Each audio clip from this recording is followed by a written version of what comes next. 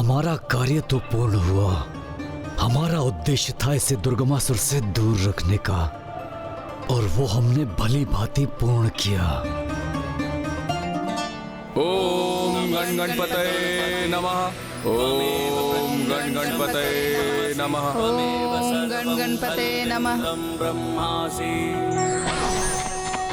जय माता, जय जय तामसिक माता, जय माता, जय जय तामसिक माता। 60 करोड़। मुझे तो इस बात की चिंता सता रही है स्वामी कि हमें कहीं अधिक विलंब ना हो जाए। वो दुष्ट असुर बड़ी तीव्र गति से अपना अनुष्ठान संपन्न कर रहा है। तब तो हमें भी अपनी गति को बढ़ाना होगा। मुझे आशा है कि प्रथम पूज्य गणेश जी शीघ्र ही उस मायावी से निपट कर यहाँ लौटते ही होंगे।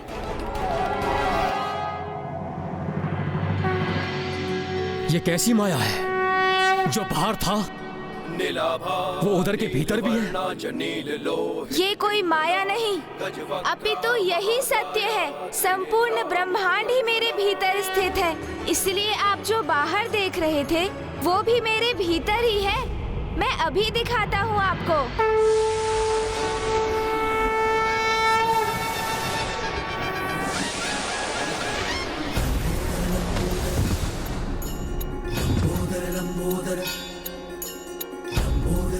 जो आप सभी को बाहर प्रतीत हो रहा था वो मेरे भीतर ही तो है। एक बार अपने चारों ओर दृष्टि घुमाकर स्वयं ही देख लीजिए।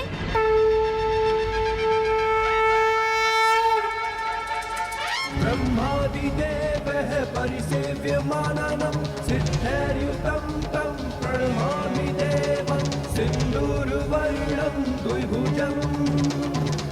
प्रतीत होता है ब्रह्मदेव से मेरी माया का प्रभाव समाप्त होता जा रहा है। ब्रह्मादिदेवः परिसेव्यमाननं सिद्धैर्युतं तं प्रणमामि देवम्।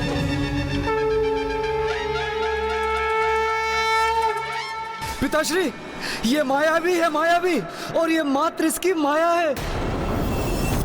ये माया नहीं, सत्य है ब्रह्मांड का। ब्रह्मांड के कण कण में मैं ही हूँ और ब्रह्मांड का कण कण मुझ में।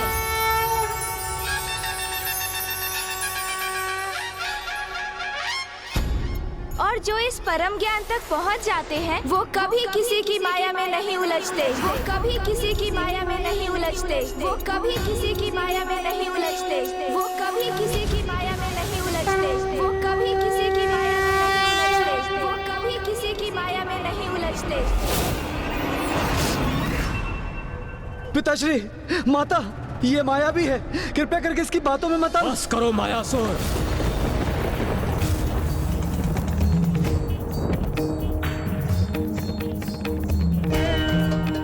तुमने ब्रह्मलोक लौटने का दुस्साहस कैसे किया? मैंने तुमसे स्पष्ट कहा था कि तुम्हारे लिए ब्रह्मलोक में कोई स्थान नहीं है। किंतु पितामह, हम तो आपके पुत्र हैं। माता, माता, हम जो पुत्र अपने कर्तव्य का निर्वाह करते हैं वो निष्ठा से अपने माता पिता की सेवा करते हैं। उन्हें अपने लाभ का माध्यम नहीं बनाते हैं। जो तुमने किया है वो उनके साथ नहीं करते। तुमने तो हमें प्रथम पूज्य गणेश जी के विरुद्ध आने और धर्म के विरुद्ध जाने के लिए उकसा दिया था। मुझे क्षमा कर दो पुत्र। मैंने जो कुछ भी किया था इस दुष्ट की माया के वश में किया था। नहीं नहीं फूफा जी, आप तो हम सभी से बड़े हैं। आपको क्षमा याचना करने की कोई आवश्यकता नहीं। क्षमा तो अब ये दुष्ट मांगेगा। एक बार दुर्गमासुर का अनुष्ठान संपन्न हो जाने दो, फिर तुम सभी देवता मुझसे क्षमा मांगते दिखाई दोगे। जय माता, जय जय तामसिक माता, जय जय तामसिक माता। 72 करोड़ करोड़।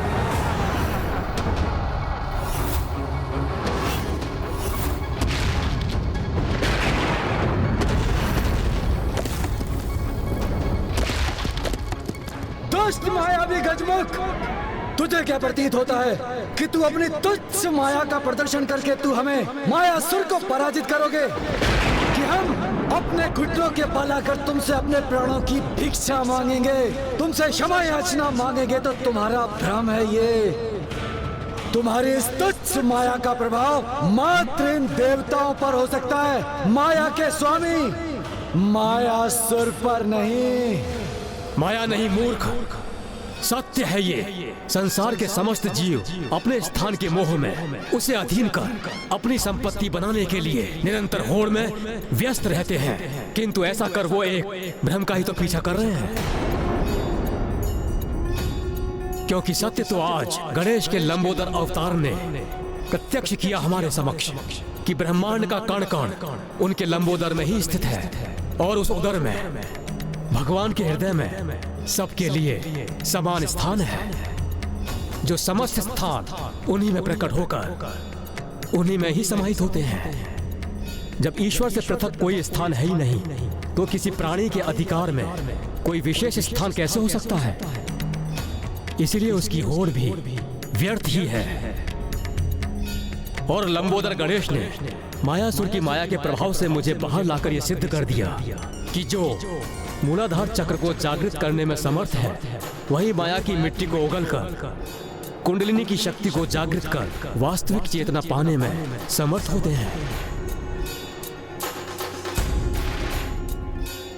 और ब्रह्मांड की परम ऊर्जा से उनका मेल संभव होता है। ओम लंबोदर गजानन, जय जय लंबोदर गजानन। ओम लंबोदर गजानन, जय जय लंबोदर गजानन। ओम लंबोदर गजानन, जय जय लंबोदर गजानन। ओम लंबोदर गजानन, जय जय लंबोदर गजानन। ये सभी तो इसकी जय जयकार कर रहे हैं। कदाचित मुझे यहाँ से निकल जाना चाहिए। जय लंबोदर गजानन। ओम लंबोदर गजानन, जय जय लंबोदर गजानन। ओम लंबोदर गजानन, जय जय लंबोदर गजानन। ओम लंबोदर गजानन, जय जय लंबोदर गजानन। ओम लंबोदर गजानन, जय जय लंबोदर गजानन। एक अंतिम अवसर दे रहा हूँ मैं तुम्हें, सुधार लो अपनी भूल। जो तुमने अपने पिता को करने के लिए विवश किया था, उसके लिए उनसे क्षमा याचना मांगो, अन्यथा अपने काल से भेंट करने के लिए तैयार हो जाओ।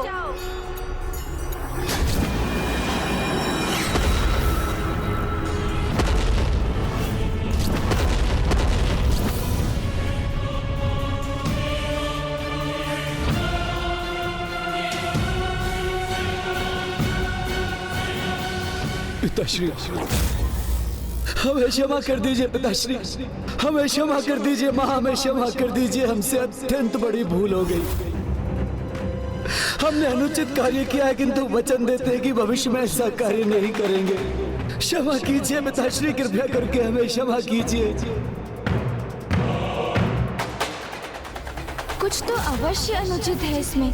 मुझे मायासुर की क्षमा याचना सत्य प्रतीत क्यों नहीं हो रही है?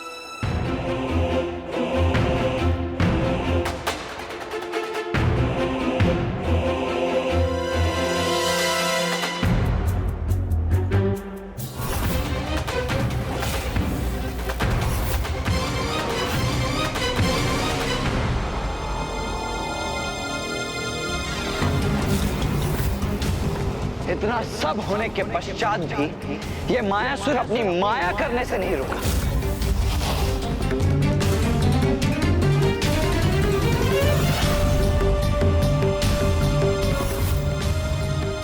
देखिए, ये पुनः माया रचकर यहां से निकलने का प्रयास कर रहा है।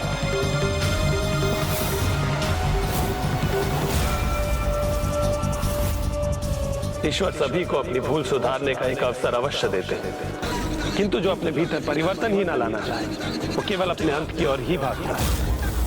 मायासुर को कोई नहीं मार सकता। तुम हमें नहीं पकड़ सकते। दुर्गमासुर का अनुष्ठान पूर्ण होकर रहेगा।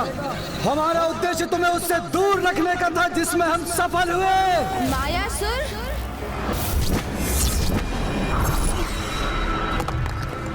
ओम गण गणपतये नमः।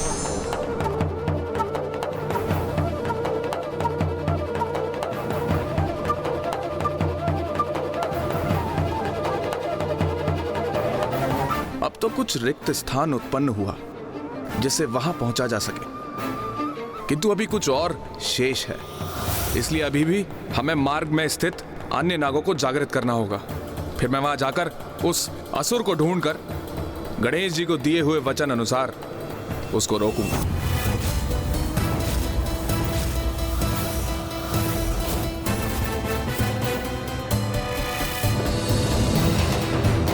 अब तनिक भी विलंब मत करो गणेश, हमें शीघ्रता करनी ही होगी।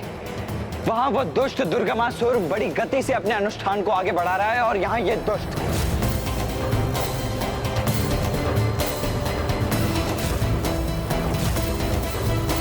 माया किसी के हाथ में नहीं आती, किंतु मेरे हाथ में वो पाश है जो माया को जकड़ लेता है।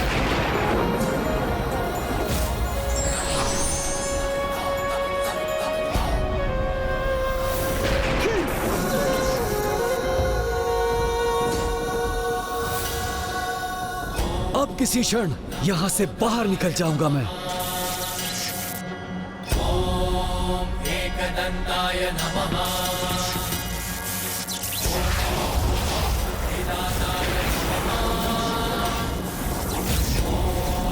सिद्धिदाताय नमः।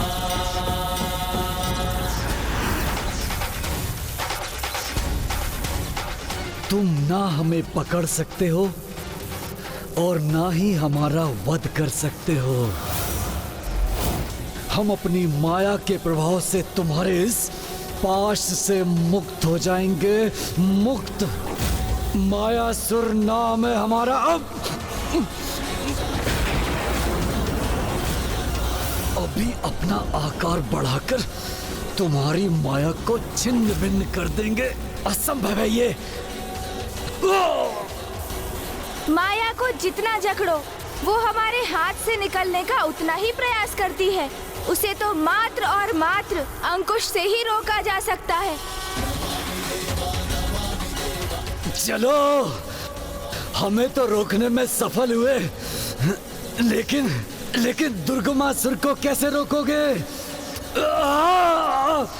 एक बार उसका अनुष्ठान पूर्ण हुआ तो वो सर्वशक्तिशाली हो जाएगा, तीनों लोकों का स्वामी।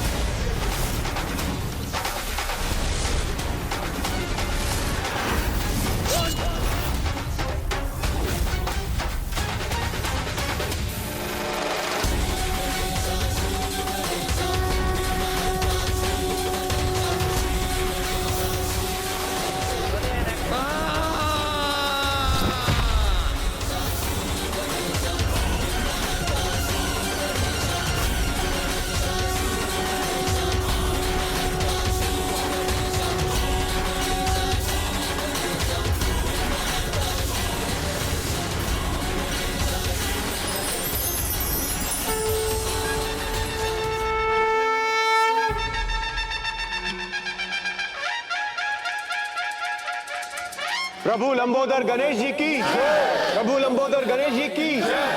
प्रभु लंबोदर गणेश जी की। प्रभु लंबोदर गणेश जी की। प्रभु लंबोदर गणेश जी की। प्रभु, इस दुष्ट मायासुर का वध कर संसार को उसकी माया से बचाने के लिए आपको कोटि कोटि धन्यवाद।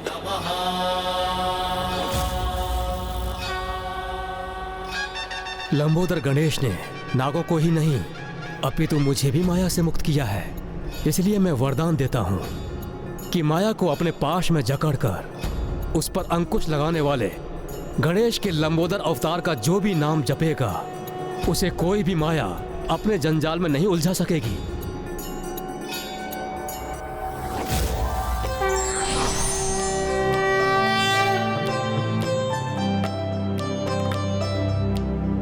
सुमुखश्च कदन्तक्ष कपिलो गजकर्णकः लंबोदरश्च विकटो विघ्नाशो विनायकः धूम्रकेतुर्गणाध्यक्षो भालचन्द्रो गजाननः शैतानी न मानी यह पठे शृणुयादपि विद्यारंभे विवाहे च प्रवेशे निर्गमे तथा संग्रामे संकटे चैव विघ्नस्तस्य न जायते।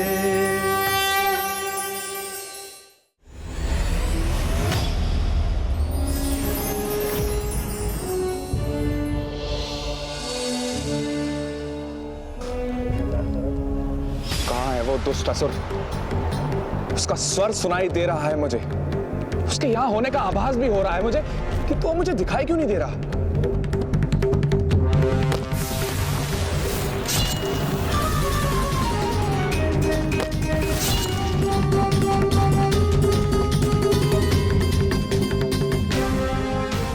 अच्छा, तो वहां उस हिमलंब में स्थित है वो दुष्ट।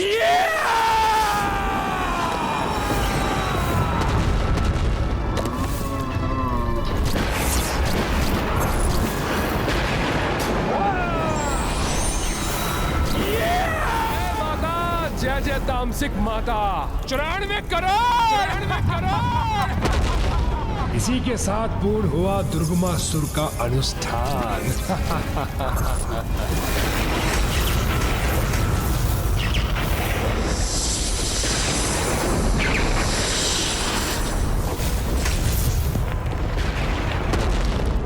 ये कैसा विस्फोट हुआ?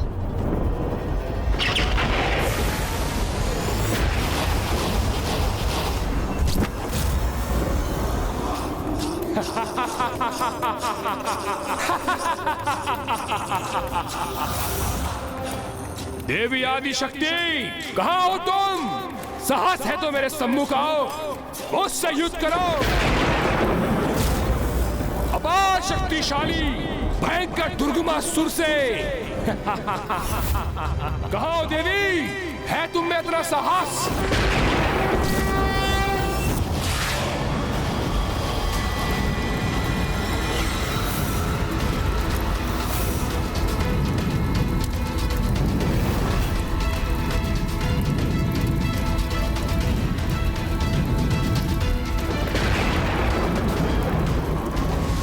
शक्तिशाली दुर्गमासुर हूं मैं। संहार, मात्र संहार करूंगा मैं अपने शत्रुओं का, उन दुष्ट देवताओं का, देवी आदि शक्ति का। सावधान देवी आदि शक्ति।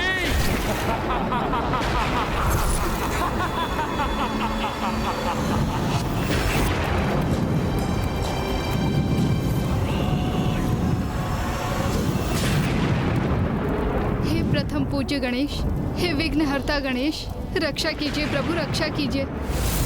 मायासुर का अंत तो हुआ, किंतु कदाचित उस दुष्ट दुर्गमासुर का अनुष्ठान संपन्न होने से नहीं रोक सके हम। और अब वो पुनः नागों को आतंकित कर रहा है, इसलिए मुझे यहाँ से यथाशीघ्र वहाँ पहुँचना चाहिए। मुझे आज्ञा दीजिए पिताश्री। जाओ लंबोदर गणेश, नागों की रक्षा का कर्तव्य निभाओ, किंतु स्मरण रखना, तुम्हें दुर्गमासुर से युद्ध नहीं करना है, क्योंकि उसका अंत देवी आदि शक्ति के देवी विंध्यवासिनी स्वरूप द्वारा ही नियत है।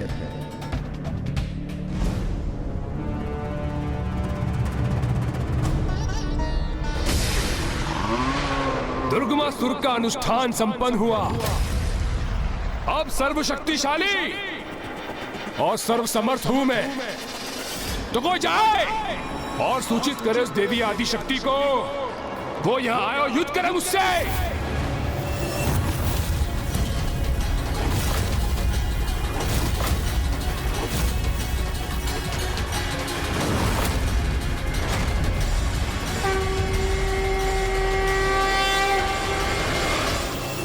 तो जाओ, बुलाओ उस आदि शक्ति को, मेरे सामने आए, मेरा सामना करे, क्योंकि अब मेरे हाथों उनकी पराजय निश्चित है।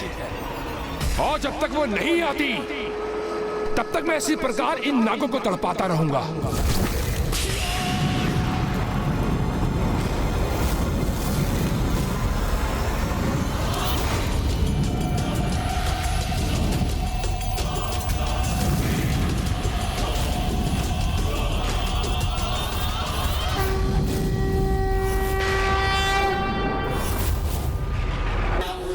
समायो, मायासुर की माया पल में मिटायो, सृष्टि पे संकट है जब कोई आयो, महिमा से अपनी प्रभु ने बचायो। लंबोदर लंबोदर लंबोदर लंबोदर की विघ्न हरता बुद्धि विधाता, जय जय गजानन लंबोदर लंबोदर लंबोदर लंबोदर। अरे वाह, तो तुम्हारे लंबोदर का ये भी लाभ है। लंबोदर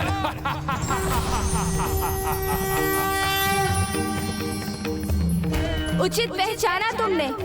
मैं लंबोदर तुम्हें चेतावनी दे रहा हूँ, रोक दो अपनी क्रूरता, अन्यथा तुम्हारा भी वही परिणाम होगा जो तुम्हारे मित्र मायासुर का हुआ।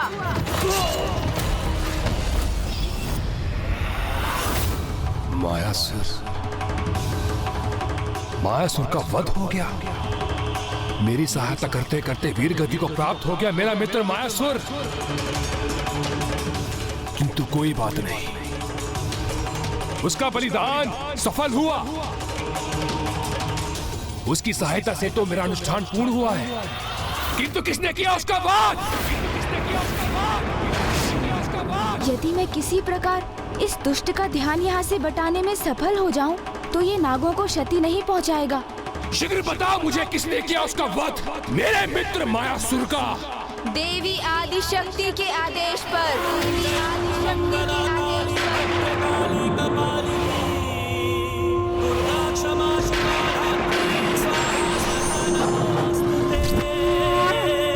देवी आदि शक्ति ज्ञात था मुझे, अवश्य ज्ञात था। अरुणासुर के समान वो भी मेरे मित्र मायासुर के वध का कारण बनी होगी। मुझे ऐसा क्यों प्रतीत हो रहा है दुर्गमासुर कि इतनी अपार शक्ति के धनी होने के उपरांत भी देवी आदि शक्ति के नाम के उच्चारण से ही सिहर उठते हो तुम? उनसे युद्ध करने में भयभीत हो, इसीलिए निस्सहाय नागों को आतंकित कर अपनी शक्ति प्रदर्शन करने का प्रयास कर रहे हो तुम, है ना? शांत शांत गजमुख शांत। आप किसी का भय नहीं है मुझे। असीम अपार अपराजेय शक्ति का स्वामी हूं मैं।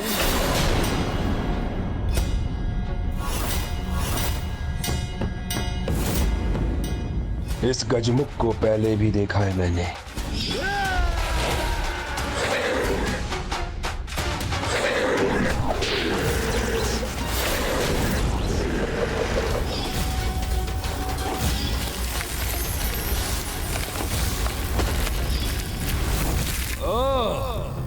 पहचान गया तुम्हें मैं। तुम वही गजमुख हो ना जिसने अरुणासुर के भवन को नष्ट भ्रष्ट किया था? तुम वही गजमुख हो ना जो स्वयं को देवी आदि शक्ति की संतान पुकारता है? मैं तो क्या, ये संपूर्ण सृष्टि उन्हीं की संतान है दुष्ट।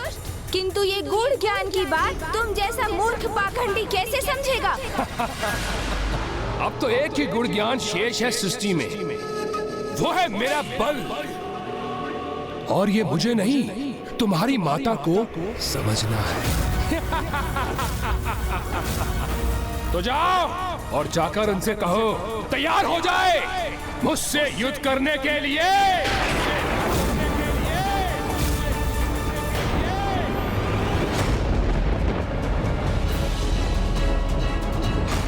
अब दुर्गमासुर युद्ध के लिए तत्पर, और अब उसमें तनिक भी विलंब नहीं करेगा वो।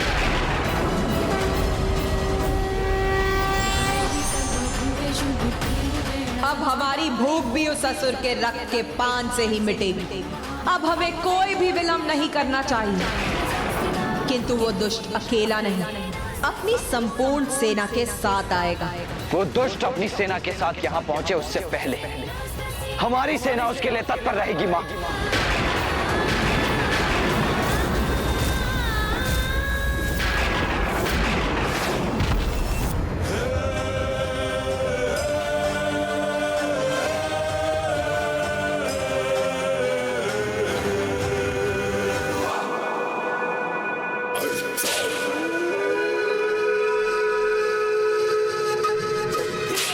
जागो, जागो मेरे असुरों, यथाशीघ्र मेरे समक्ष प्रस्तुत हो।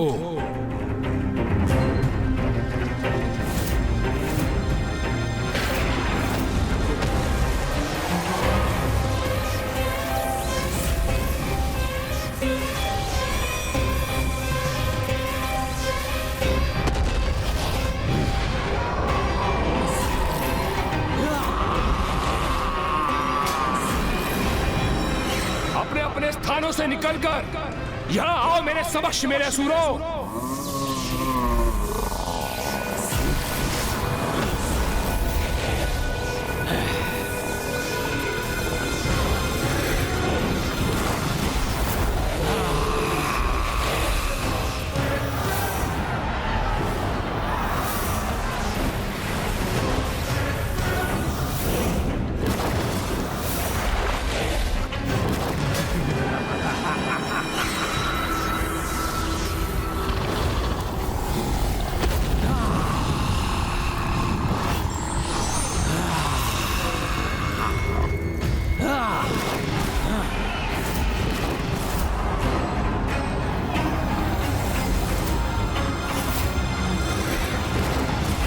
मेरा आदेश सुनो मेरे असुरों, यहाँ आओ और नतमस्तक हो जाओ असुर सम्राट दुर्गमासुर के समक्ष।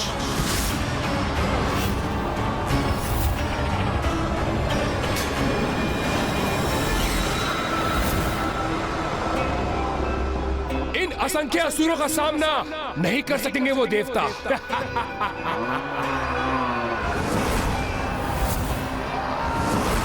महाराज दुर्गमासुर की, महाराज दुर्गमासुर की। अब वो देवी आदि शक्ति और उसके देवता मेरे इस असुर सेना के समक्ष आने के विचार से ही आतंकित हो उठेंगे।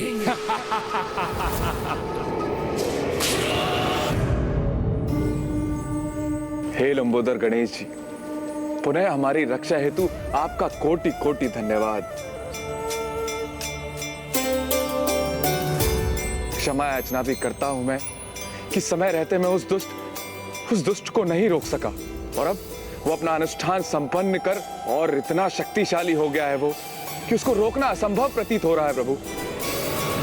असीम शक्ति प्राप्त की है मैंने, जिसे मैं तुम सब में बांटकर अपनी सेना को भी शक्ति प्रदान करूंगा।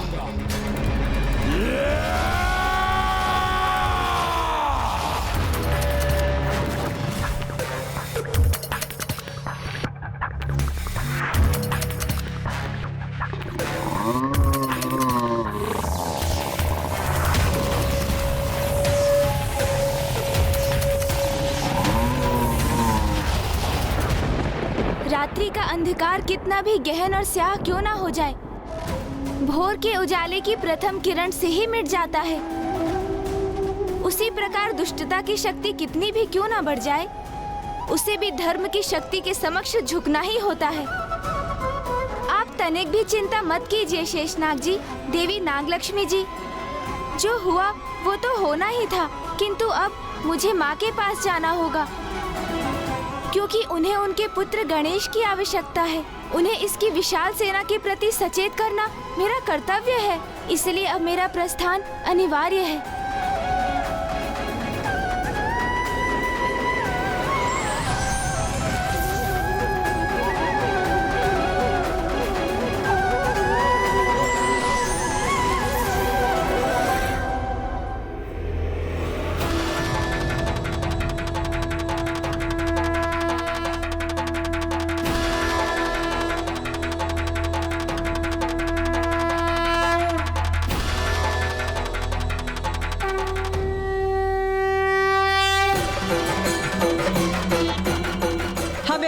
आभास हो रहा है माता, और हमारी ये भूख तो उस असुर के रक्त से ही मिटेगी।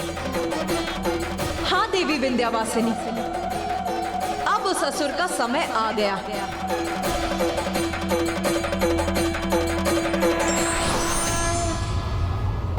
प्रणाम माँ।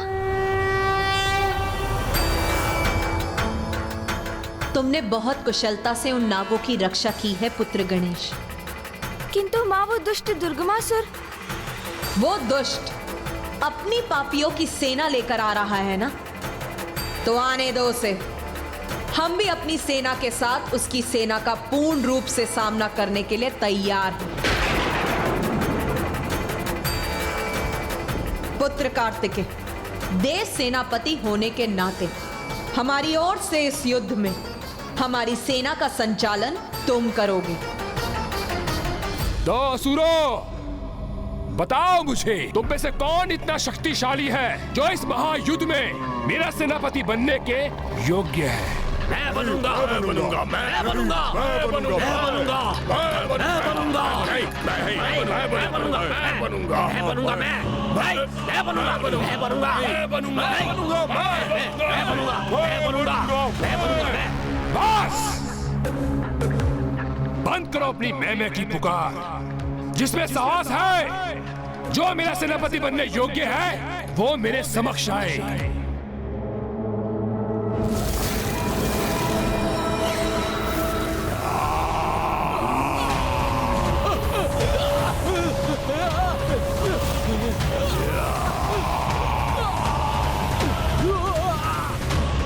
हम पर तरफ का वार मत करो, जाओ आगे बढ़ो, आगे बढ़ो, जाओ।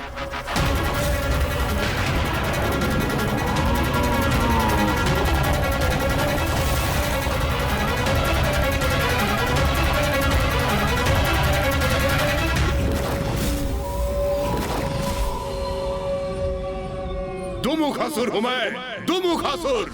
सब कुछ राख में परिवर्तित कर सकता हूं। राख तक क्या, उसका भी अस्तित्व मिटा सकता हूं। इसीलिए मुझे अपने सेनापति पद के लिए नियुक्त कीजिए, असुर सम्राट दुर्गामासुर जी। इतनी विशाल सेना से सेनापति पद का एक ही प्रत्याशी उभरा है।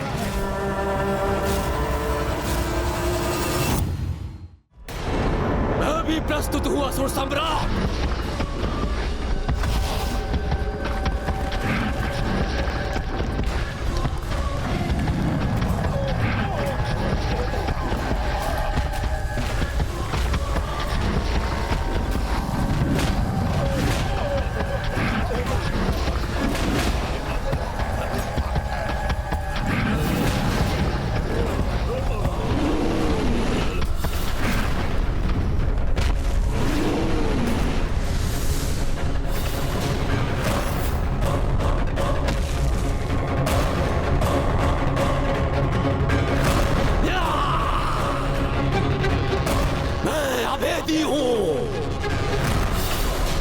चाहे कैसा भी अस्त्र शस्त्र हो, मुझे भेद नहीं सकता।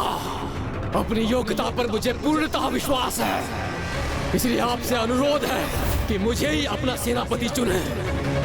सेनापति के चुनाव में इतनी भी क्या शीघ्रता है? सेनापति तो निर्धारित हो ही जाएगा, क्योंकि अब मैं जो प्रस्तुत हुआ हूँ।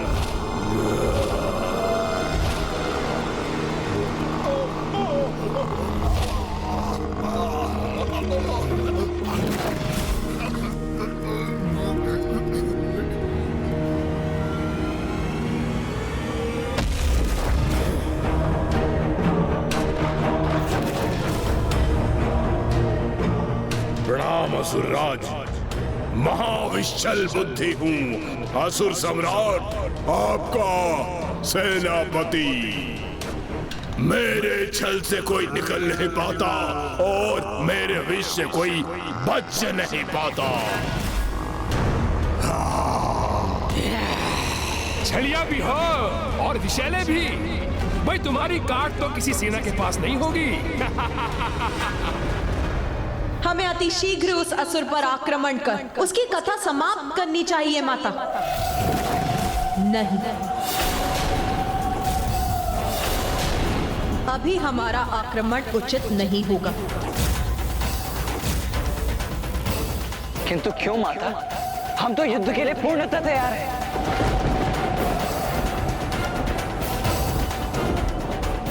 पुत्र, तामसिक देवी सर्वथा उचित कह रही है। मैं उस असुर युद्ध के लिए अभी तैयार नहीं।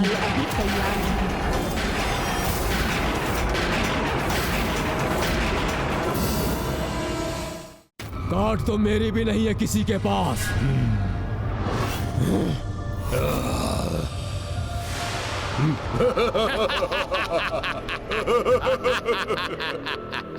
हाँ असुर सम्राट दुर्गमासुर जी, मेरी काट किसी के पास नहीं है। मैं इस सभी को काट डालता हूँ। अपने शरीर को देखा है तुमने?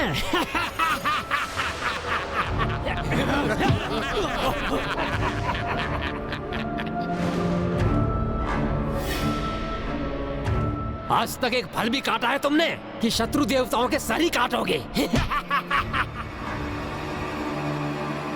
जितना ये कृष्ण का है उतनी बुद्धि भी इसकी स्थूल है।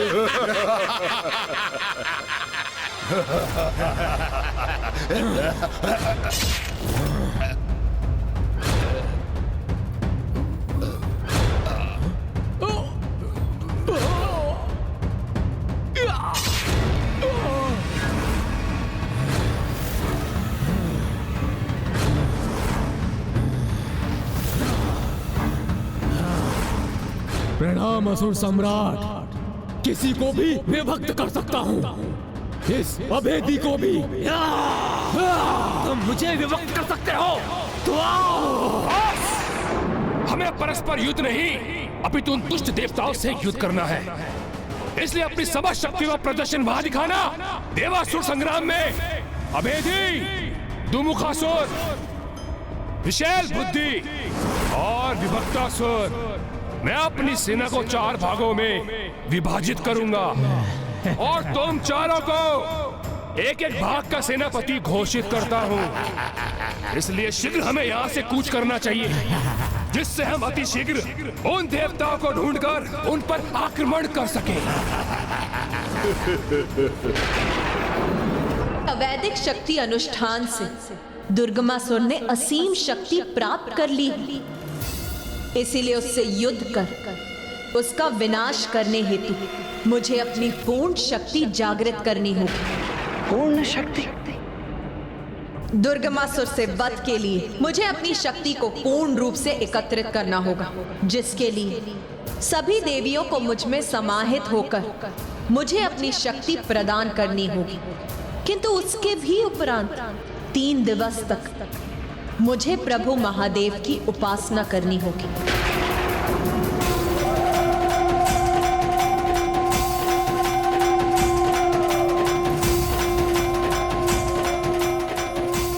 मैं शक्ति हूं और शिव मेरे पुरुष पक्ष।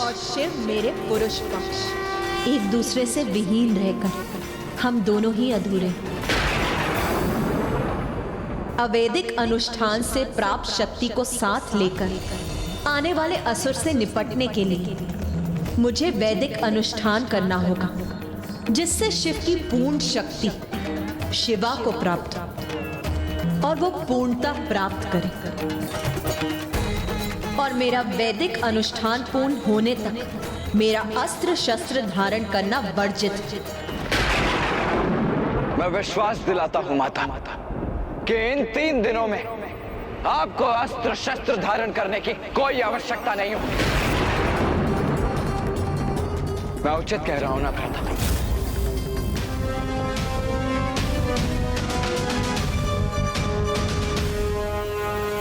हाँ भैया, हाँ, माँ अवश्य उन असुरों को नष्ट करेंगी, किंतु उसके पूर्व हमें युद्ध नहीं करना चाहिए उनसे।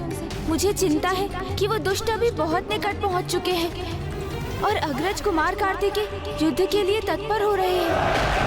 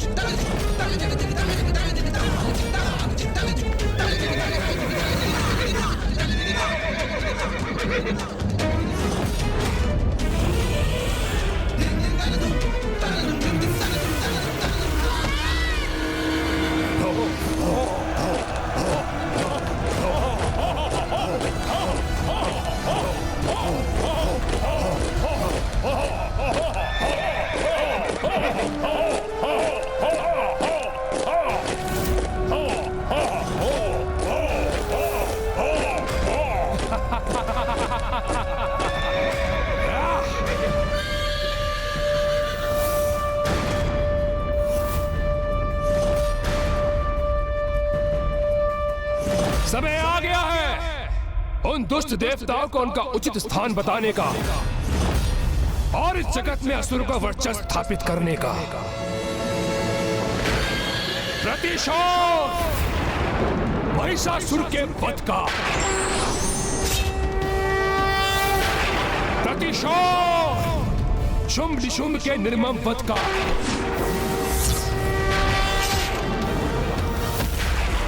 प्रतिशोध मेरे मित्र मायासुर, महाबली अरुणासुर, करल तरल और तापिक जैसे महान असुरों की मृत्यु का।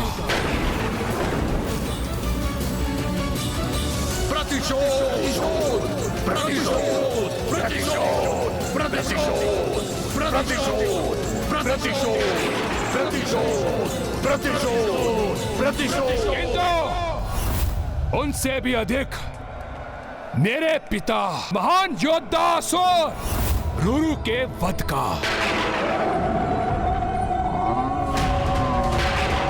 प्रतिशोध लेने का समय आ गया है। प्रतिशोध,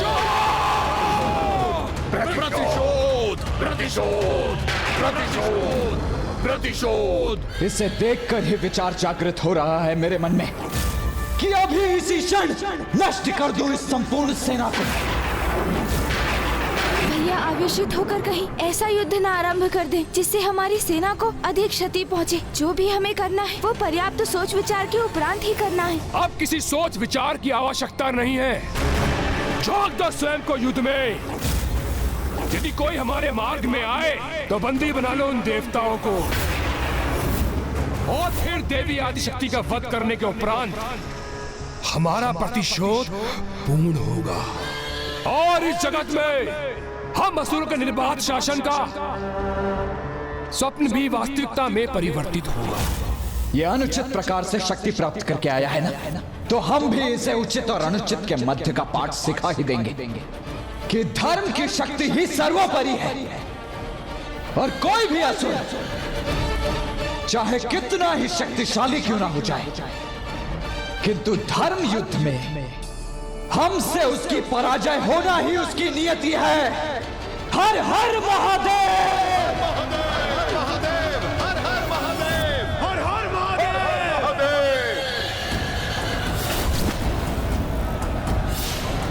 बिना योजना और युक्ति के इस युद्ध का आरंभ नहीं होना चाहिए। भैया आपको अपने आवेश पर स्वयं पर नियंत्रण पाना ही होगा, अन्यथा यहाँ हाहाकार मचेगा। प्रतिशोध, प्रतिशोध, प्रतिशोध, प्रतिशोध, प्रतिशोध, प्रतिशोध। गणेश, तुम्हारी इस उलझन को दूर करने की एक बहुत ही सरल युक्ति है। युद्ध के नियमों के विपरीत दिवस के प्रकाश में नहीं अपितु रात्रि के अंधकार में युद्ध करने के लिए तत्पर रहते हैं ये असुर। इसीलिए अभी युद्ध करने के लिए इतने आतुर हो रहे हैं ये। किंतु यदि तुम अपनी वाक्पटुता से दुर्गमासुर को युद्ध के नियमों का स्मरण करा सके तो। समझ गया भैया, अब आपकी इस युक्ति को सफल करने का दायित्व मेरा है। ओम लंबोदराय नमः। चलिए मूषक जी, ओम बुद्धिदाताय नमः। ओम सिद्धिदाताय नमः।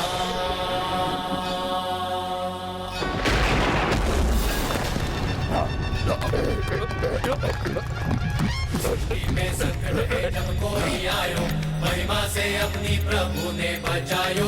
लंबोदर लंबोदर लंबोदर लंबोदर। तो तुम पुनः प्रकट हो गए दुष्ट गजमुख, किंतु इस बार मुझसे बचकर भाग नहीं सकोगे तुम।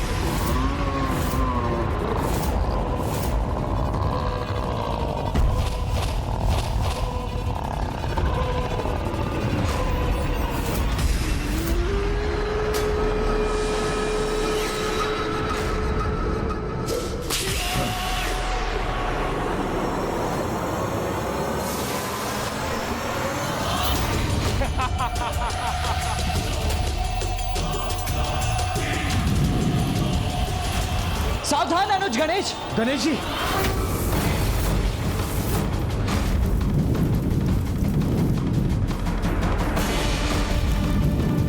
इन दुष्ट असुरों का तनिक भी विश्वास नहीं किया जा सकता। समस्त नियमों और मर्यादाओं का उल्लंघन कर ये गणेश जी पर घातक प्रहार कर सकते हैं। तो हमें भी उनके साथ रहना चाहिए, जिससे समय पड़ने पर हम उनकी सहायता के लिए प्रस्तुत रह सके। हाँ हाँ अवश्य, हमें आगे बढ़ना ही चाहिए। नहीं नहीं नहीं देवराज, हमारे हस्तक्षेप का समय नहीं आया है अभी। सदा स्मरण रखिए, युद्ध में विजय प्राप्ति के 3 आधार स्तंभ होते हैं। प्रथम, उचित रणनीति। द्वितीय, उचित योद्धा। और तृतीय, उचित समय पर आक्रमण करना। इसीलिए इस समय गणेश पर अपना विश्वास रख, हमारा शांत रहना ही उचित होगा।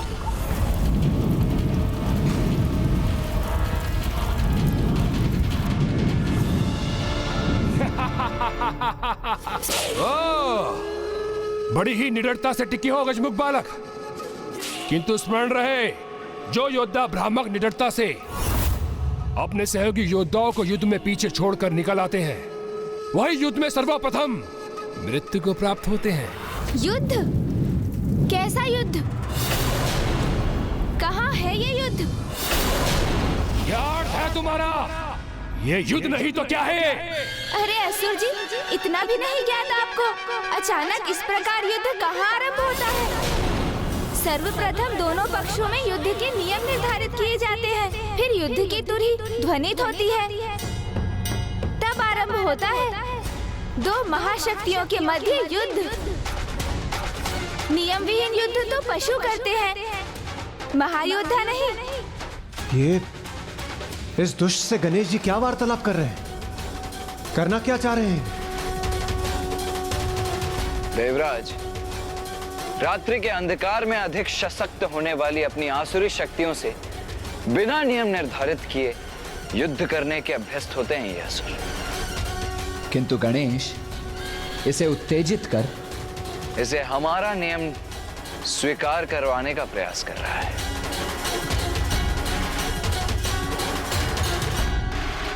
असुर जी, यदि वास्तव में आप अपराजय हैं, अत्यंत शक्तिशाली हैं, परम साहसी हैं, तो नियम निर्धारित कीजिए, फिर एक महायोद्धा के समान युद्ध कीजिए मुझसे, तभी तो होगा युद्ध।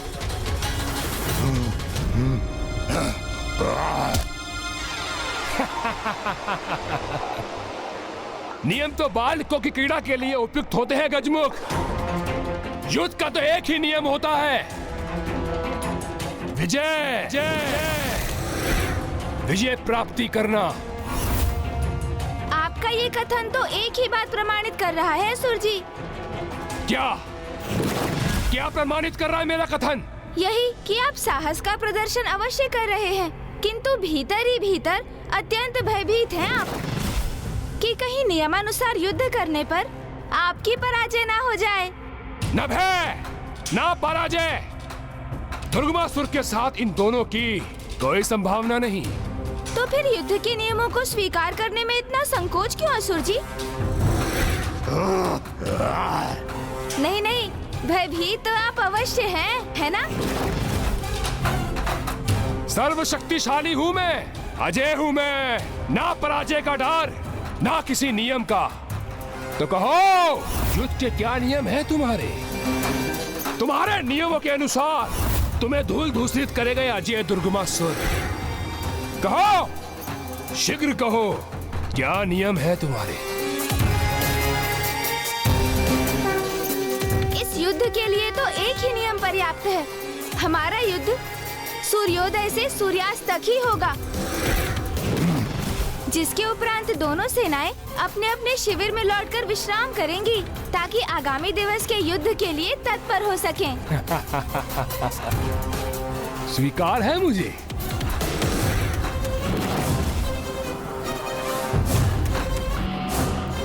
किंतु इस नियम की आवश्यकता तो तब होगी जो प्रथम दिवस के युद्ध के उपरांत तुम में से अगले दिवस इस युद्ध में कोई भी प्रस्तुत हो सकेगा। युद्ध के लिए कौन प्रस्तुत हो सकेगा और कौन नहीं, इसका उत्तर तो कल युद्ध भूमि में ही प्राप्त होगा। अवश्य, समय आने पर वो उत्तर भी प्राप्त हो जाएगा हमें।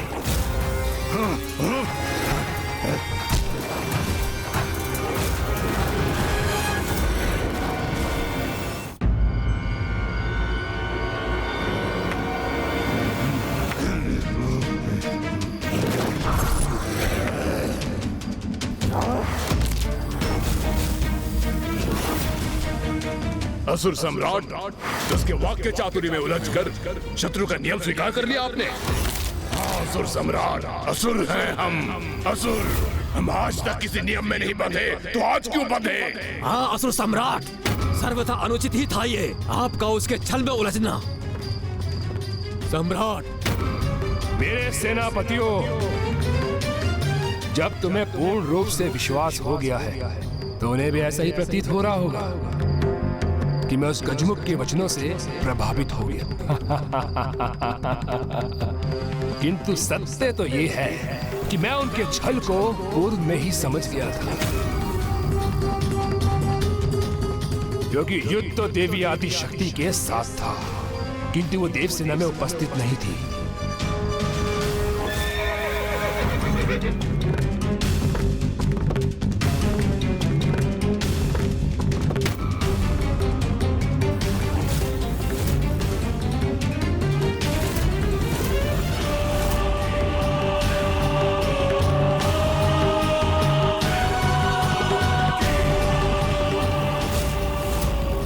वो यहां नहीं है तो फिर कहां है वो?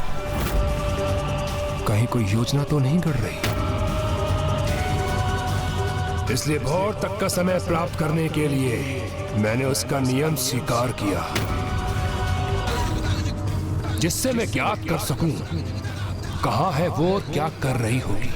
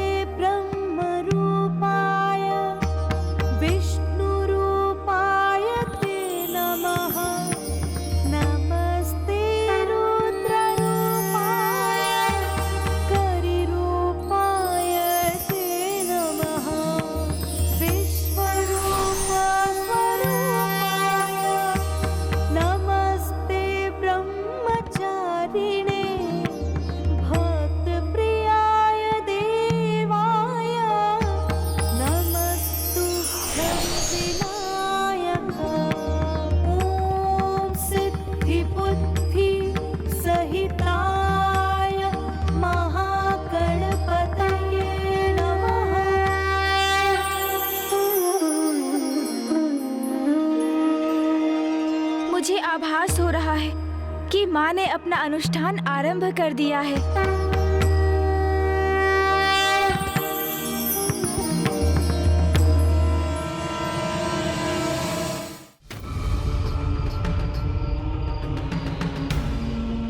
प्रथम पूज्य गणेश जी, देव सेनापति कुमार कार्तिकेय, अब हमें भी अपनी रणनीति निर्धारित कर लेनी चाहिए। यह तो बहुत अच्छा हुआ कि दुर्गमासुर आपके वचनों में उलझ गया और उसने हमारी दिन में युद्ध करने की अवस्था को स्वीकार कर लिया, जिससे हमें अपनी रणनीति स्थिर करने का समय भी प्राप्त हो गया। दुर्गमासुर मेरे वचनों में नहीं उलझा देवराजेंद्र, क्योंकि अपने शत्रु का प्रस्ताव स्वीकार करने वालों में से नहीं है वो दुष्ट। अवश्य इसके पीछे उसकी कोई कपट योजना है। तो कहीं उसे माता के अनुष्ठान की सूचना तो प्राप्त नहीं हो गई?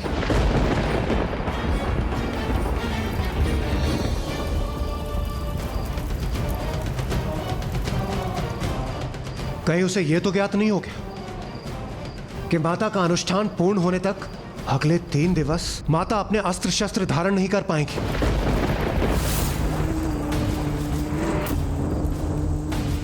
शांत देव राजेंद्र, ये युद्ध भूमि है और हमारे गुप्त संवाद अपने मन में ही रहे तो उत्तम है, क्योंकि ज्ञात नहीं किस प्रकार ये गुप्त संवाद शत्रु शिविर तक पहुंच जाए।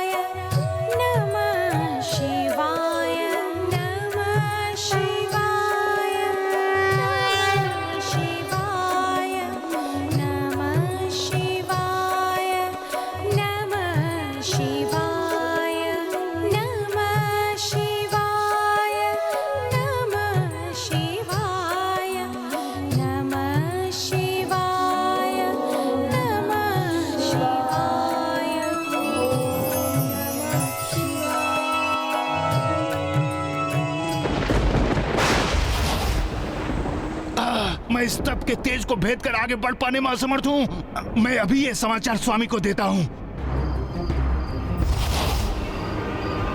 असुर सम्राट दुर्गामासुर को विनाश लोचन का प्रणाम। प्रणाम नहीं, सोचना चाहिए मुझे। शीघ्र बताओ मुझे, जो भेद याद करने के लिए मैंने तुम्हें तुम्हारे भ्राता नाश लोचन को भेजा था, क्या तुम उसे प्राप्त करने में सफल हुए? हाँ असुर सम्राट, समाचार उत्तम है और आपकी परम शत्रु देवी आदिशक्ति किसी अनुष्ठान में व्यस्त है और आपको यह जानकर अति प्रसन्नता होगी कि आगामी 3 दिवसों तक वो किसी भी अस्त्र शस्त्र को धारण नहीं करेंगी।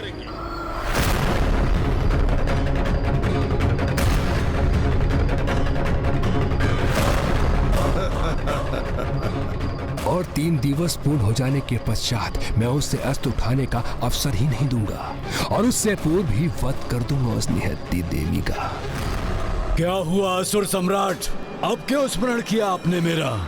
क्योंकि मेरी तुलना में अक्षम असुरों को सेनापति नियुक्त कर रहे थे आप, तब तो आपके मुख पर गणासुर का नाम नहीं आया।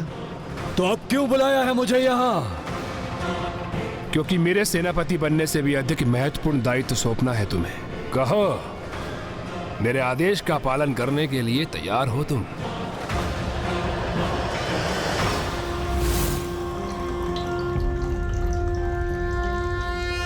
ओम नमस्ते देवेशाय सुरासुर नमस्कृताय भूत भव्य महादेवाय हरित पिंगल लोचनाय बलाय बुद्धि रूपिणे वैयाघ्रव संचदाय रणयाय ओम नमो नमः।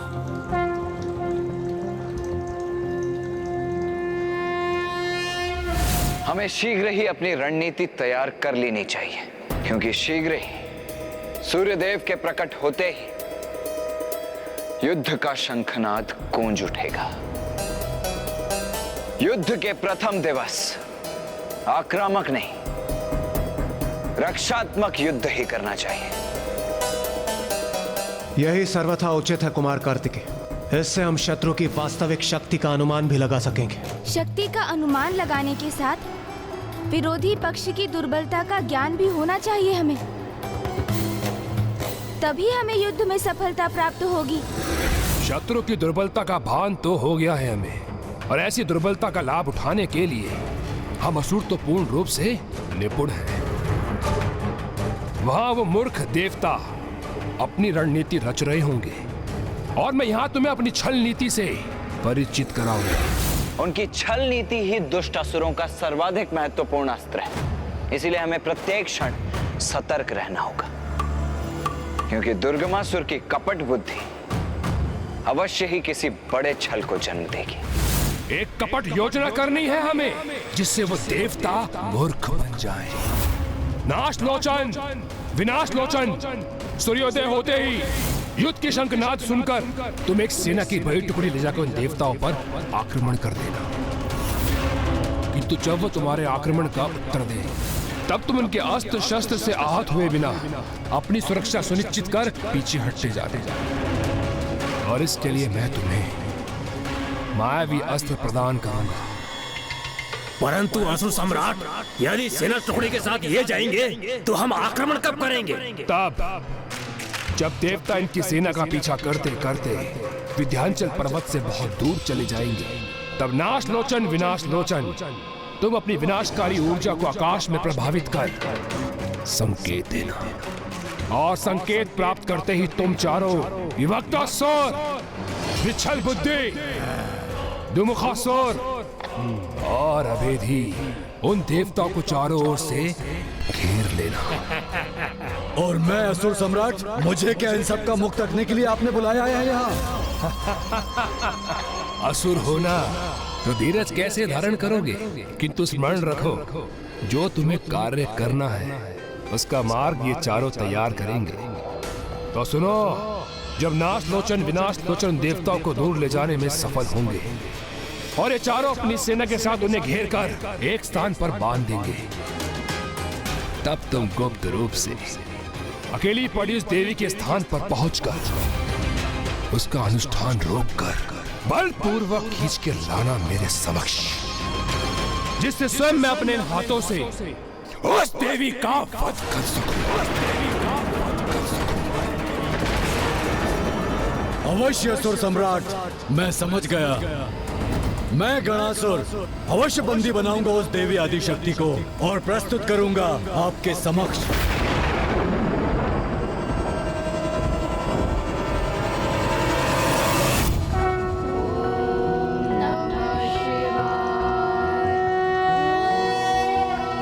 सौराष्ट्रे सोमनाथं च श्रीशैले मल्लिकार्जुनम् उज्जैन्यां महाकालमोंकारं परमेश्वरं केदारं हिमवत्पृष्ठे। ये कलश में जल समाप्त क्यों नहीं हो रहा है? ये कैसे संभव है? भक्ति की शक्ति असंभव को भी संभव कर देती। जिनकी जटाओं में स्वयं देवी गंगा विराजती हैं, उनके अभिषेक के लिए ये कलश जल विहीन कैसे हो सकता है? ओम नमः शिवाय। सौराष्ट्रे सोमनाथं च श्रीशैले मल्लिकार्जुनम् उज्जैन्यां महाकालमोंकारं परमेश्वरं केदारं हिमवत्पृष्ठे डाकियां भीमशंकरं। गणासुर, उचित समय देखकर उस देवी का अनुष्ठान बाधित करना, तब वहां निशस्त्र होगी और उसके सहयोगी देवता उससे बहुत दूर होंगे। फिर तुम्हें वहां कोई नहीं रोकने वाला होगा। अगले 3 दिवसों के युद्ध में हमारा एकमात्र ध्येय होना चाहिए उन असुरों को मां से दूर रखना। समझ गए ना आप सभी? समझ गए? जी देव सेनापति कुमार कार्तिकेय, हम समझ गए। उचित है सम्राट दुर्गमासुर जी, आपकी योजना हम भली भांति समझ गए। तो फिर होने दो युद्ध का उद्घोष। सूर्योदय के साथ ही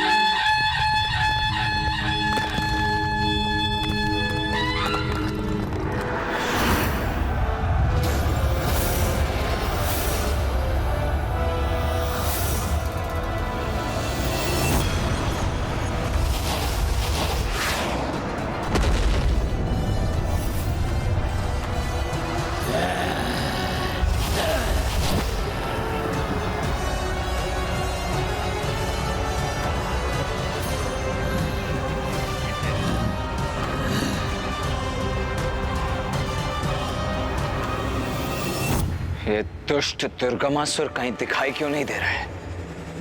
कहाँ है वो?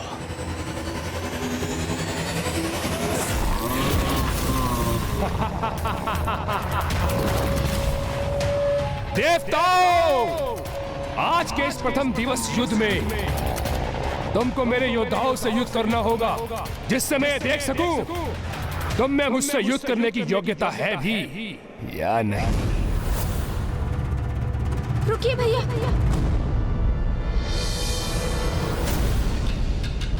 भैया हमें रक्षात्मक युद्ध करने की अपनी योजना पर ही स्थित रहना होगा, जिससे हम इसकी कपट योजना याद कर सकें।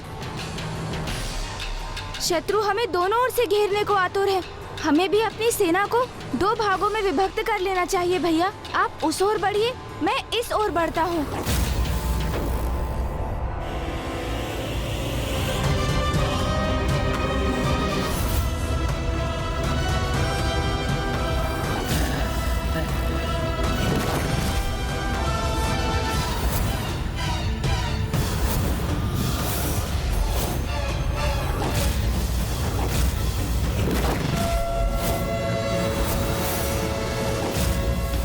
आक्रमण! जय माता आदिशक्ति! जय माता आदिशक्ति! जय माता आदिशक्ति! जय माता आदिशक्ति!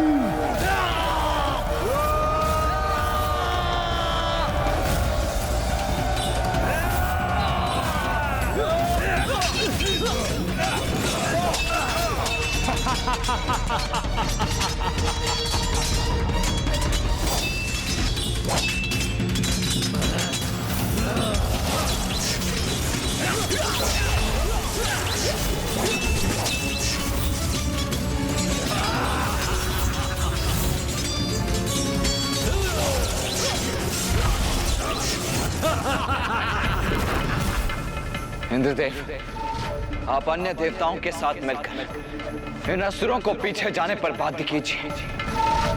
मैं और गणेश इन ऊर्जा से वार करने वाले असुरों का उपाय करते हैं।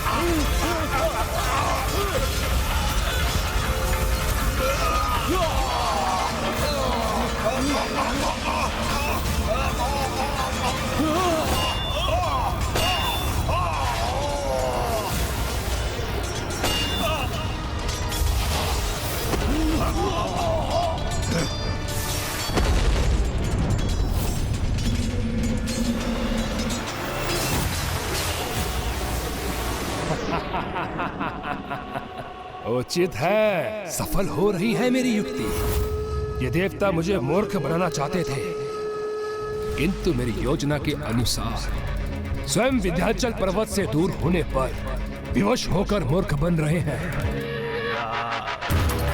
गणासुर!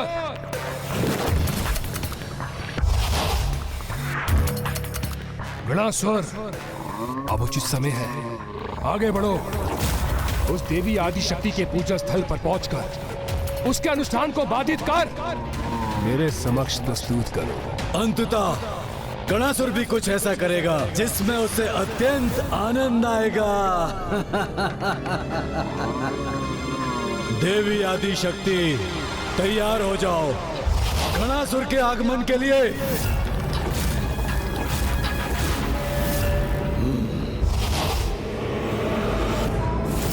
देवी आदिशक्ति, यथाशीघ्र गणासुर तुम्हारे स्थान पर पहुंचकर तुम्हारे अनुष्ठान को भंग करेगा और ये तुम्हारे देवता मेरे असुरों के साथ इस युद्ध स्थल में उलझे रहेंगे।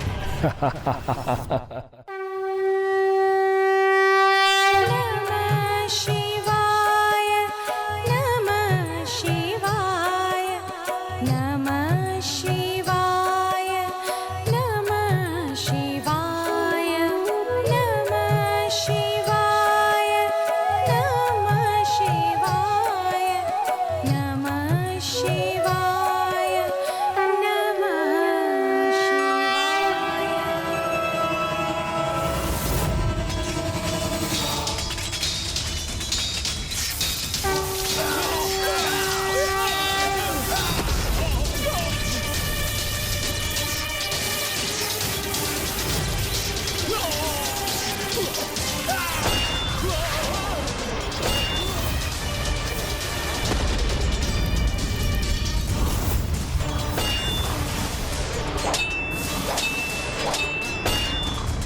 गजमुख तो मेरे निकट पहुंच रहा है, मुझे पीछे हटना चाहिए।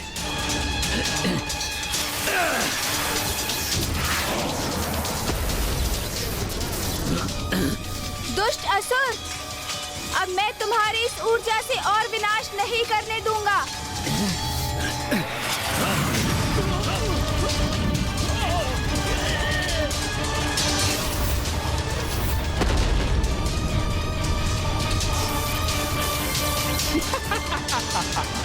यही तो चाहता हूं मैं। और पीछे हटो और इनको आगे लेके जाओ नाशलोचन विनाशलोचन, जिससे गणासुर इस युद्ध स्थल को पार कर कर विंध्याचल पर्वत तक पहुंच सके।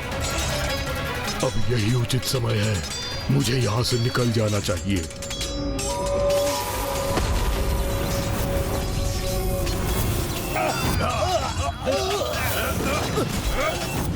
बहुत महत्वपूर्ण कार्य करना है मुझे, सभी की दृष्टि से बचकर आगे बढ़ना है।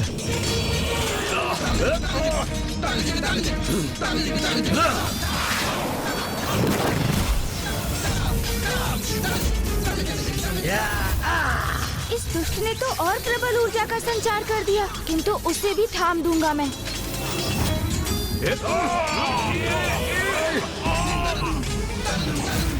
उचित अवसर है ये, यहाँ से आगे निकलने का गणासुर।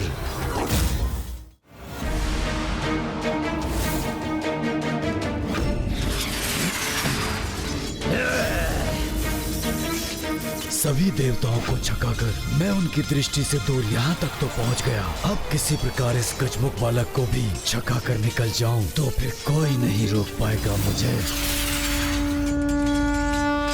ये कैसा आभास हो रहा है मुझे, जैसे कोई है और मैं उसे देख नहीं पा रहा हूँ। ये भ्रम था मेरा, अन्यथा जैसे किसी आसुरी शक्ति की उपस्थिति का आभास हुआ मुझे इन्हें भ्रमित करना ही होगा ताकि ये गणासुर को देख ना सके, अन्यथा वो अपनी योजना में असफल हो जाएगा।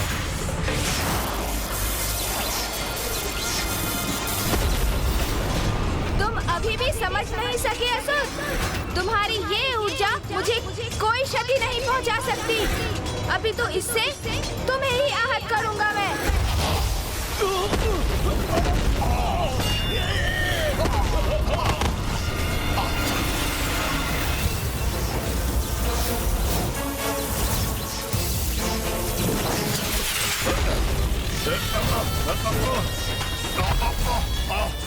ये कैसा युद्ध कर रहे हैं ये असुर, निरंतर पीछे हट रहे हैं। तो क्या ये मात्र हमें उलझाकर रखने की क्रीड़ा ही कर रहे हैं? क्या ये उस दुष्ट दुर्गमासुर की कपट योजना का भाग है? अपने महाबली योद्धाओं को क्यों नहीं भेजा उसने रणभूमि में, और जिन्हें भेजा भी है वो अपनी संपूर्ण शक्ति से युद्ध क्यों नहीं कर रहे हैं? और ये दुष्ट उस दिशा में क्यों देख रहा है? गुप्त रूप से पहुंचकर गणासुर खंडित कर देगा उस देवी का अनुष्ठान। बहुत आनंद आएगा इसमें मुझे। ये क्या, ये असुर तो विंध्याचल पर्वत की ओर ही जा रहा है, अर्थात दुर्गमासुर को माँ के अनुष्ठान का ज्ञान है। और आज का युद्ध, ये तो मात्र हमारा समय व्यर्थ करने का कुचक्र भर है, जिससे वो गुप्त रूप से किसी असुर को भेजकर माँ के अनुष्ठान में व्यवधान उत्पन्न कर सके।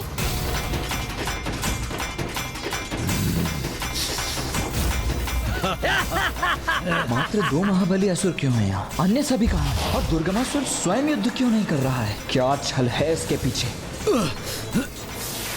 भैया, ये दुर्गमासुर का एक जाल है, जिसमें हमें उलझाकर दुर्गमासुर ने किसी असुर को माँ के अनुष्ठान में बाधा डालने के लिए भेजा है। और माँ ने तो प्रण लिया है कि इन दिवसों में वो अस्त्र शस्त्र कदापि धारण नहीं करेंगी, अर्थात वहाँ किसी असुर की उपस्थिति एक बहुत बड़े संकट का संकेत है भैया। उचित कह रहा है गणेश। माँ अस्त्र धारण नहीं करेंगी तो नव दुर्गा माता भी स्वयं माँ की ही अंश होने और पूजा में उनकी सहायक रहने के कारण माँ के समान ही अस्त्र शस्त्रों से दूर रहेंगी। ये कपट है इन दुष्ट असुरों का। इन दुष्टों से और अपेक्षा भी क्या की जा सकती थी? बहुत हुआ रक्षात्मक युद्ध, अब आक्रामक युद्ध करेंगे हम। अब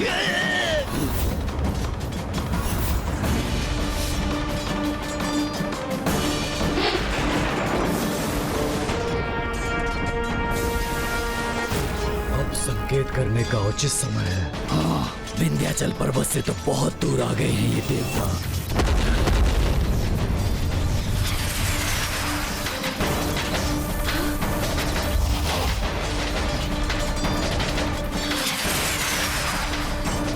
छल, बहुत बड़ा छल।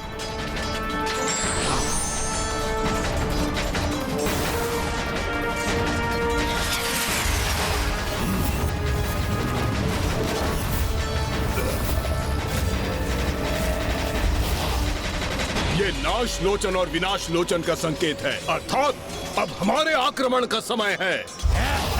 असुरों, इन देवताओं को इस युद्ध में इतना उलझा दो कि कोई गणासुर को रोक ना पाए और माता की पूजा भंग करने में वो सफल हो जाए।